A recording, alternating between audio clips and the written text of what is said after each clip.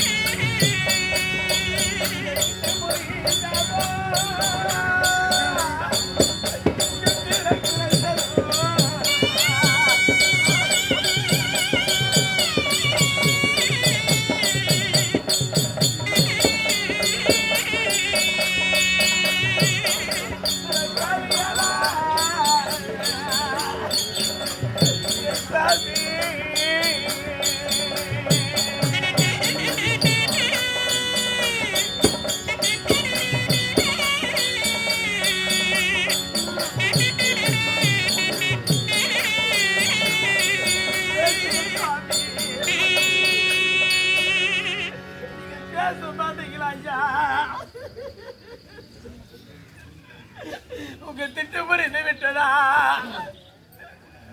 உங்களுக்கு தீரம் குலைந்து விட்டதா உங்களுடைய மனைவியை மாற்றொருவன் பிடித்திருக்கிறான் சாமி நீங்க ஒரு வார்த்தை பேசுங்க ஐயா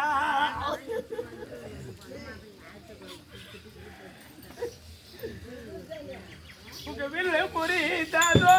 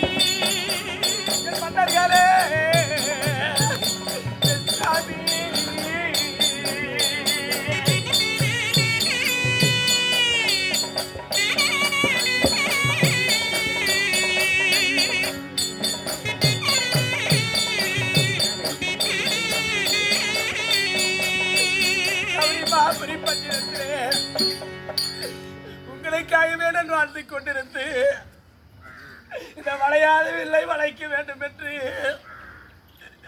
வளையாத வில்லை வளைத்து இந்த வச்சையார நீங்க மாலையிட்டீங்களே சாமி உங்களுடைய மனைவி சாமி மாற்றொருவர் என் சிகை பிடித்திருக்கிறார் நானா என்னோடு பேசுகள் ஐயா போய் கேளுங்க ஐயா ஒரு வார்த்தை உங்க வில்லு முடிந்து விட்டதா உங்க வீரமாகப்பட்டது குழந்தை விட்டதா சாமி உங்க வீரை குலைச்சாலும் ஆதாரம் எல்லாம் சூதாடி பறித்தாலும்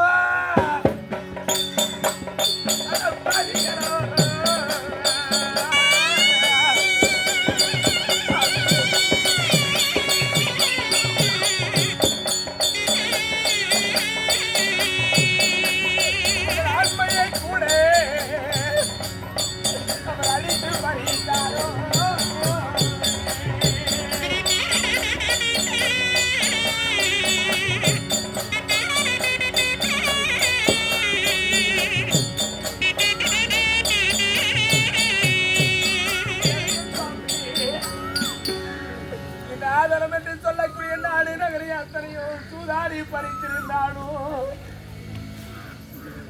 இத்தனையும் பறித்து கொண்டார்களே உங்க உடலிலே இருக்கக்கூடிய ஆண்மை பலத்தை பறித்து விட்டாரா உங்க வீரத்தை பறித்து விட்டாரா உங்க தீரத்தை பறித்து விட்டார்களா இந்த திக்கிலா பாவி பழைய இந்த ராஜர்கள் இருந்தும் நான் பெருத்த சபையிலே நான் புலம்புகின்றேனே. உங்களுடைய மனைவி ஐயா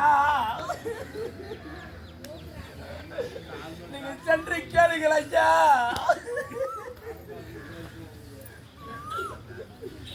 தாலி கட்டிய மனைவி சாமினா நீங்க கேளுங்க ஐயா. என்னுடைய மனைவி யாரா எழுப்பது என்று ஒரு வார்த்தை கேளுங்க சாமி. நீங்க கேட்க மாட்டீங்களா? பெருத்த சபையிலே என்பதையா ஐயா இவர் ராஜாக்களும் வாய் பேச கிடையாது. பெரியோர்கள் இருக்கிறார்கள். அந்த பெரியோரிடத்திலே சென்று கேட்டா அவர்களாவது பேசுவார்களா? ஐயா பெரியோரே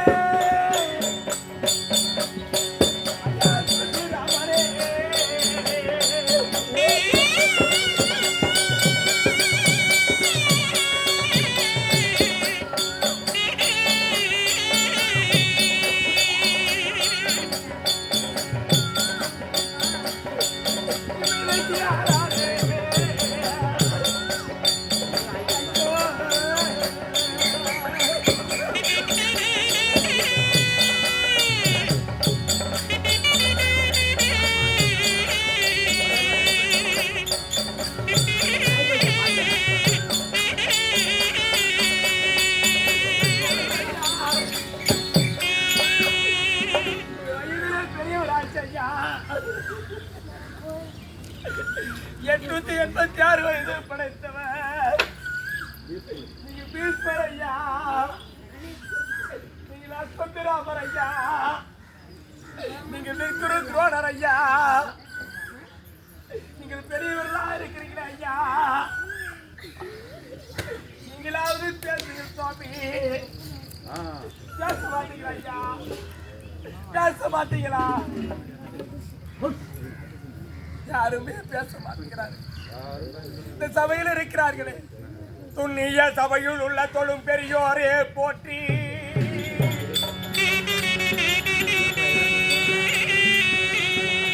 இந்த துண்ணிய சபையில் உள்ள தொழும் பெரியோரே போற்றி. என்னையும் தோற்ற பின்பு மற்றென்னை தோற்றிட்டாரோ.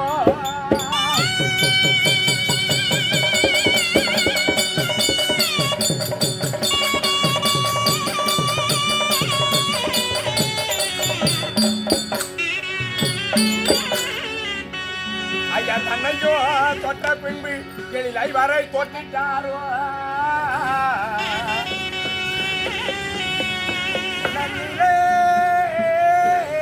நடைக்கந்தோர் நியாயமாய் பேசும்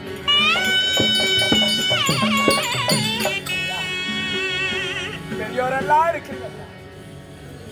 இந்த சூதிரை எண்ணெய் வைத்து தோற்றாரா என் கணவன்மார்கள்? இல்லை, என் பதியாகிய மன்னன்மார்கள் முதலில் தோற்றார்களா? நியாயத்தை கண்டவர்கள் நியாயமாக யாராவது பேசுங்க ஐயா, யாராவது பேசுங்க ஐயா, யாராவது பேசுங்க ஐயா. பேசுங்க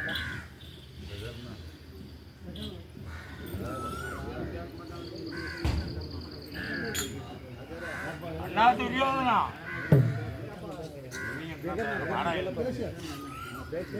அண்ணா துரியோதனா,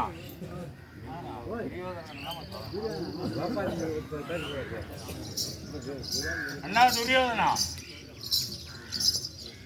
உன் தம்பி பெரியவன் விகர்ணம் பேசுகின்றேன். இது நியாயமல்ல. ராஜராஜர்கள் சூழ்ந்திருக்கும் சபையில் நம்மளுடைய அண்ணன் மனைவி அண்ணி நம்ம தாய்க்கு சமானம். இது சரியில்லை. அப்புறம் செல்ல வேண்டும். இது நான் கட்டளைக்கு நான் இணங்கி இருக்கிறேன் அண்ணா. ஆனா இருந்தாலும் நான் அமரக்கூடிய சிம்மாதானம் இது தவறு நடக்கிறது, இது அநியாயம் நடக்கிறது, எழுந்து கேளுன்னு இந்த சிம்மாதானம் தட்டி எழுப்புகிறது சொல்லி வந்து பேசுகிறாரு. ஆமா, அவரை அடக்கி விட்டார்.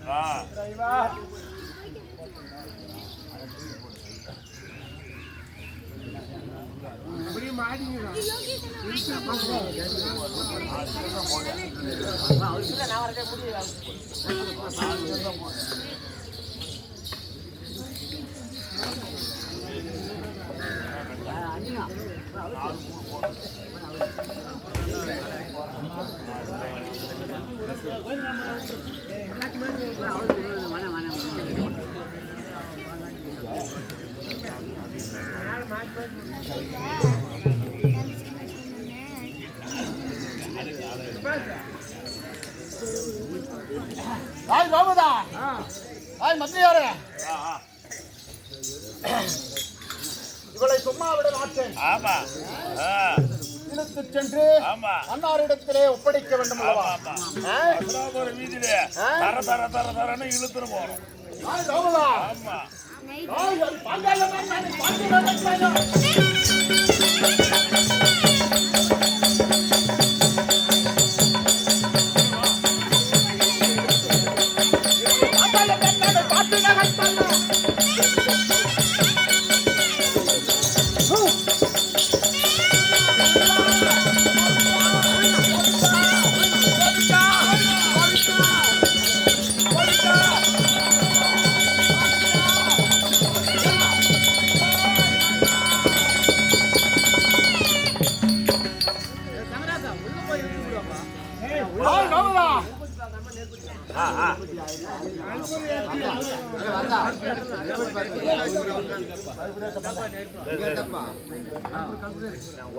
கை வச்சுனா கொளுத்துறோம்.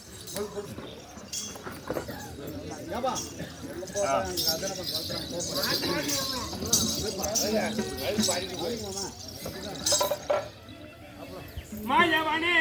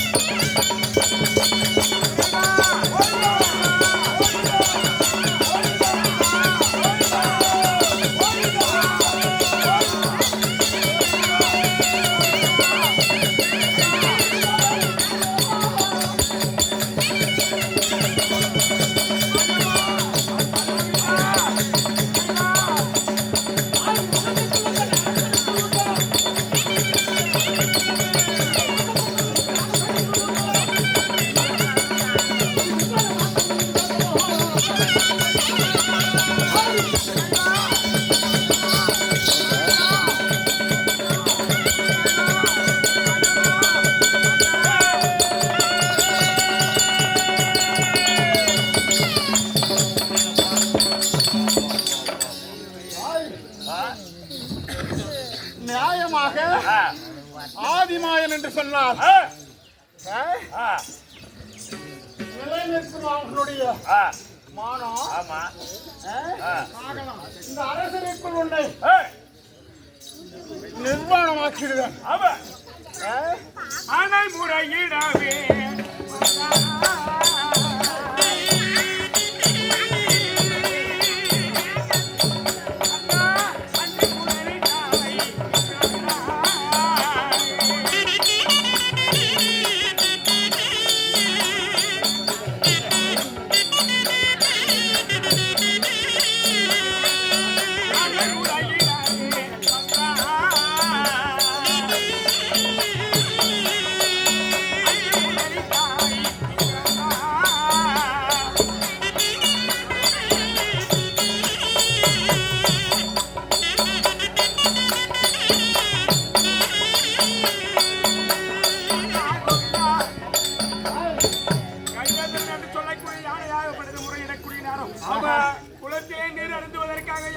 சொல்லக்கூடிய நேரத்திலே ஆமா இந்த யானையாக உனது குளத்திலே ஆமா அது தவித்துக் கொண்டு ஆமா கோவிந்தா என்று அழைத்தவனே ஆமா ஓடோடி சென்று உன்னுடைய சக்கரத்தால் ஆமா முதலினுடைய வாயை பிளந்து ஆமா கஜேந்திரன் என்று சொல்லக்கூடிய யானையை காப்பாற்றுகிறீர்கள் அண்ணா. ஆமா இந்த தினத்திலே என்னை காக்க வேண்டும் என் மாயவா கோவிந்தா.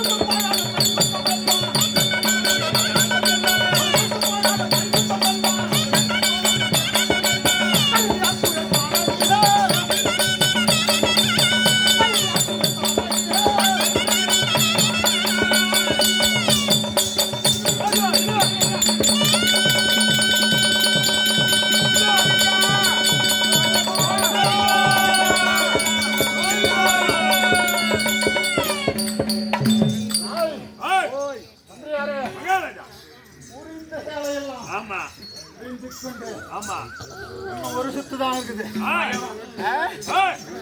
ஒரு சுத்து போனால் முழுக்க போச்சு. என்ன பண்ணுங்க போகிறா கோவிந்தா இந்த படும்பாவி என்னை தொட்டு இயக்கக்கூடிய நாள் அண்ணா. ஆமா அப்பொழுது நான் மூப்பாகிவிட்டேன். ஆமா அன்னாரிடத்தில் எப்படி சொல்வது எப்படி சொல்வது என்று சொல்லி இருந்தேன். ஆமா அண்ணா இன்னும் ஒரே ஒரு சுத்த ஆடை இருக்கிறேன். ஆமா ஆமா இந்த ஒரு சுத்த ஆடை என்ன படும்பாவி இழுத்துட்டா என் அபிமானம் பெருத்த சபையிலே என் அபிமானம் பறி போய்விடும். ஆமா ஆமா என்னை காத்தாலும் நீ அண்ணா, என்னை கரை சேர்த்தாலும் நீ அண்ணா. கோவிந்தா என் அபிமானம் பறிப்பகாதபடிக்கு என்னை கார்க்க வேண்டா. ஒரே ஒரு சுத்தானதான் இருக்குது. மாதவிடாய் அடைச்சிட்டு என்னுடைய மாதத்தை காப்பாத்தினா கோவிந்தா. ஆனால் தம்பி ஆனால் தம்பி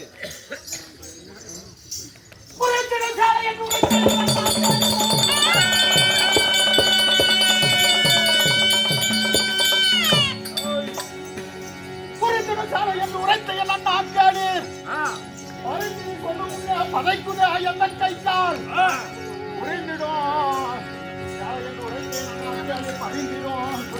பதைக்குதா என்ன கைத்தால் அவரை நானோ அடிகட முடியல் பாரா. ஆனால் அண்ணா ஆனால் தம்பி இவனுடைய சேலையை உரிவோம் என்று சொன்னாயே, இதோ நான் உரிந்து போடுகின்றேன். கடுகட உரிந்து போடுகின்றேன். சற்று நேரம் அமர்ந்து பாருங்கள்.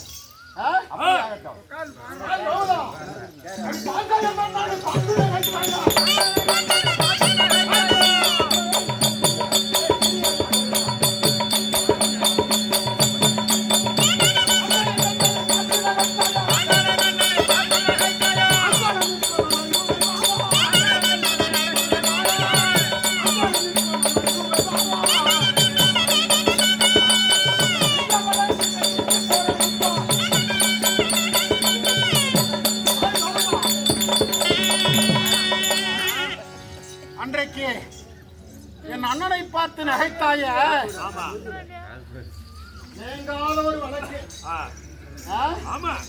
அந்த வழக்கு இப்ப சபையில நான் தீர்க்க போறேன். சும்மா விடுவேனா?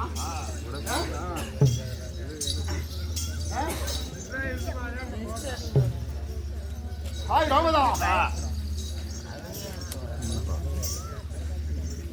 ஆனால் அண்ணா ஆனால் தம்பி அங்க உரைத்த என் அண்ணா கேளி.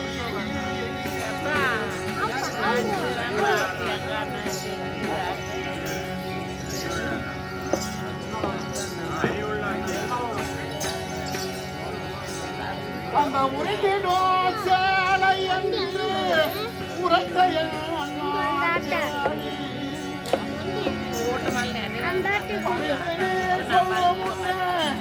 பதைக்குதே எந்த கைக்கா இந்த செய்திடவளை நானோ அறுத்திட உரிமை பாருங்க என்னாலங்காதண்ணா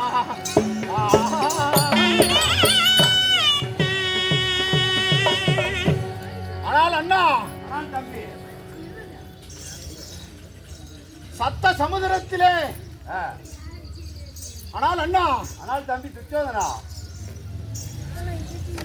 இவளுக்குடைய சேலையாகப்பட்டது முற்றிலே ஈசலானது ஒன்றன் பின் ஒன்றாக எவ்வாறு புறப்பட்டுக் கொண்டு வருகின்றதோ அதை போல் எத்தனை ஆயிரம் எத்தனை லட்சம் எத்தனை கோடியோ இவளுக்கு உண்டான சேலையை நான் இழுத்து என்னுடைய கை கால்கள் எல்லாம் அசைந்து போகின்றதண்ணா. இவளுக்கு உண்டான சேலையை இழுத்து ஒரு மலை போல் குவிந்து கிடக்கின்றது. இனி என்னால் ஆகாதண்ணா. ஆனால் அண்ணா ஆனால் தம்பி இனி என்னால் ஆகாதண்ணா. ஆனால் தம்பி திட்டாதண்ணா.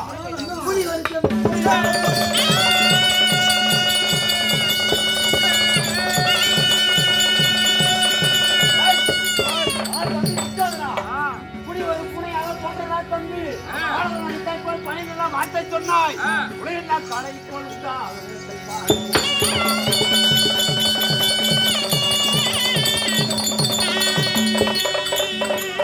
தம்பி திட்டாதனா.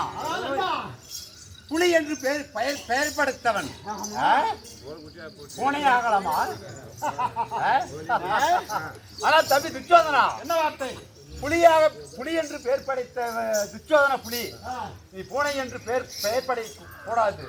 அதனால் நான் இருக்கின்ற இன்னும் நீ பார்க்கலாம், இழுக்க வேண்டும். ஆமா ஆமா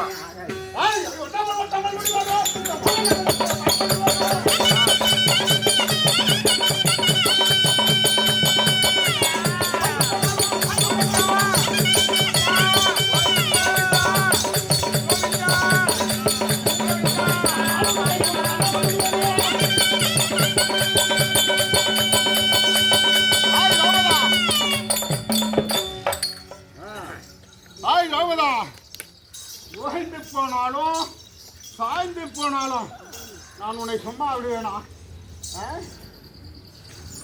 ஆனால் அண்ணா ஆனால் தம்பி அண்ணா அறிவுள்ளங்கண்ணா கேளி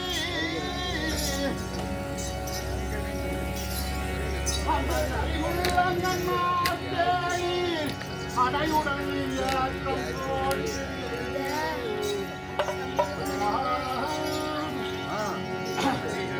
அந்த மறிகடல் நீரையெல்லாம்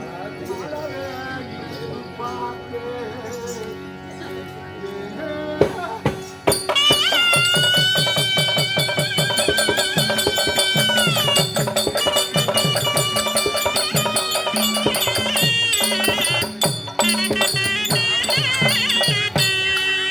அந்த மறிகடல் நீரையெல்லாம் மலவே இறைத்து பார்த்து